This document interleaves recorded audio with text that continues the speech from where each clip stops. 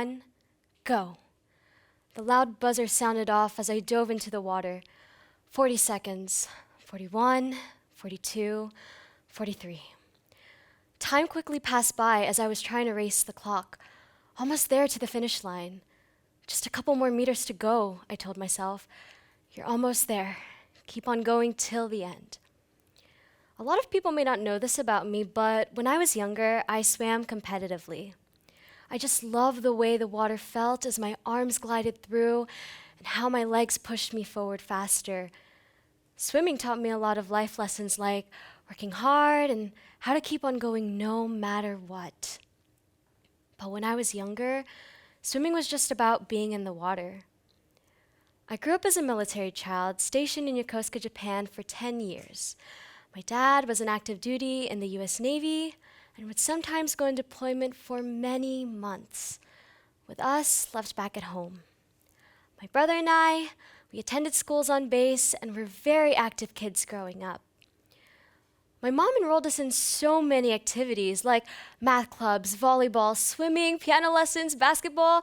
The list just goes on, and along with my Lola, would pick us up from school and bring us there right after. And our schedules were always so jam-packed, and by the evening, we would instantly fall asleep. Well, that was just the weekdays. On the weekends, we attended worship services and performed our duties. I'm tired just thinking about it. At the time, I swam for the Yokosuka Seahawks swim team and found myself enjoying volleyball with school clubs off base that my friends participated in. But swim meets, volleyball practices, and tournaments, well, they all fell on Sunday, the one day of the week where everyone was off and available. Well, except for me. I attended worship services on Sundays. As a kid, my mind wanted to go play volleyball, swim on the weekends, and I thought about all the fun I'd have with my friends. But of course, there was the big downside. I'd have to miss worship services. But Mom, if I can get really good at swimming, I can do it in high school and maybe even in college. You never know, I could be the next Michael Phelps. Okay, maybe I didn't say that out loud, but I thought about it. And these questions constantly filled my mind, and I had to make a choice. Was it going to be swimming or going to the worship services? But I also thought about the one thing that my parents always reminded me of: to put God first. From a young age, my parents always emphasized the importance of our responsibilities at church. And I was always taught to put my duty and service to God no matter what. And to always pray and entrust our lives unto Him because He knows what's best for us. And since the age of 5, I performed in the children's worship service choir with my little brother. And although it was a hard decision, I missed those swim meets and the opportunities to hang out with my friends in volleyball clubs. But I know and I knew that I made the right choice because I saw it in everything else in my life. God continued to guide me in my studies, helping me to continuously excel with high grades. He also helped my family when we had to make some big decisions, some which greatly changed our lives. In November of 2018, my parents delivered some unexpected news for us. My dad was reassigned and we had to move. And I was just devastated, in complete shock.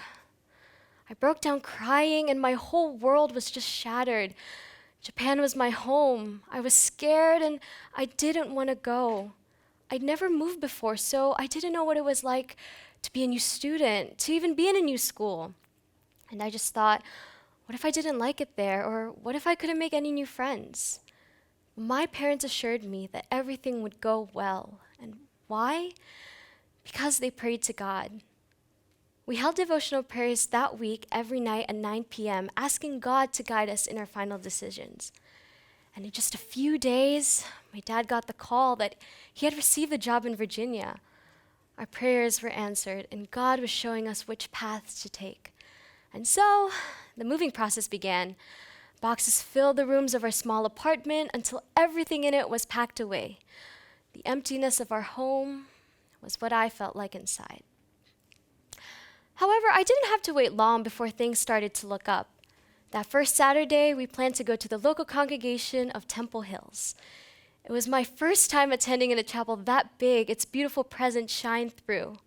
And the moment that I entered the chapel, I immediately felt at home and knew from that moment that everything would be okay.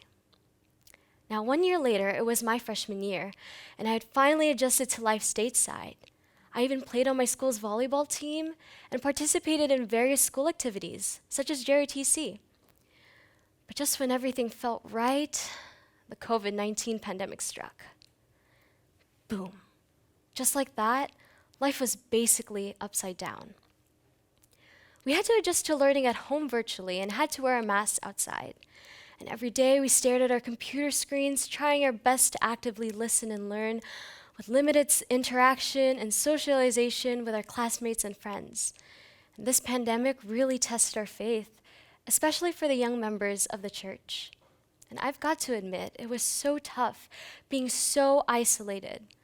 My friends and I found ourselves spending more time alone, scrolling through social media and keeping our feelings and thoughts to ourselves. We were all doing the same thing, but we were all doing it on our own. I can see how many people my age experience a lot of anxieties and worries. So, I did what I knew best. I kept putting God first. Instead of us spending our time browsing through the internet, my family participated in the various online church activities held to help strengthen our faith even at home. We continue to perform our duties even from the comfort and privacy of our homes. My parents always reminded us to wear the proper church attire, to prepare our clothes, offerings, and most importantly, ourselves for the worship services, even though no one was watching. We continued to bow our heads in prayers, asking God to help us when times around us were rough. It wasn't always easy, but we just kept on going. Well, we're back to in-person school again. It had been 2 years since I last stepped foot in the school building. I'm a junior now, aka the hardest year in high school. It was so different seeing people again and learning in a classroom setting.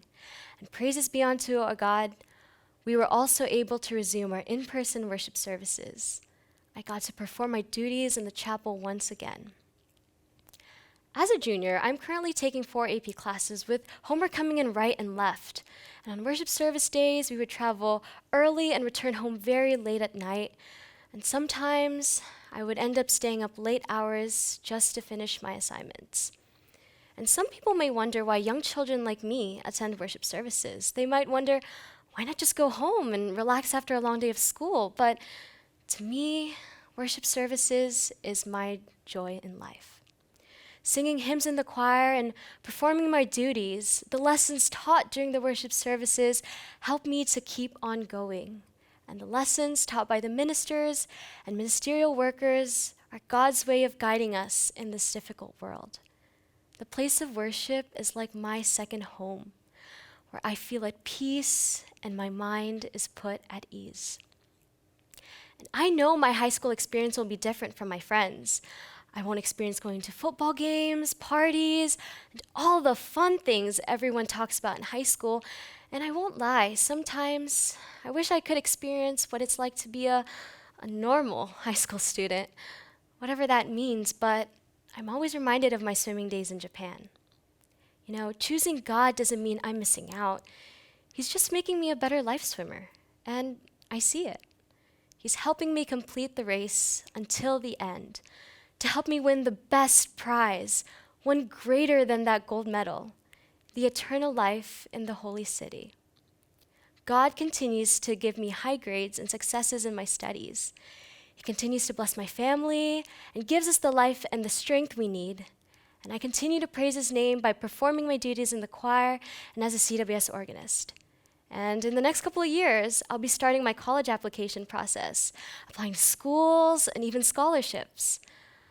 I'm nervous, anxious, and even excited. I don't know what the future holds for me, but I know that if I keep choosing God, I don't have to worry about anything because God makes a way. In his right time, God gives you what he sees best for you. So don't be afraid of missing out because God will always be with you. From young age to old age, every step of the way. Thank you.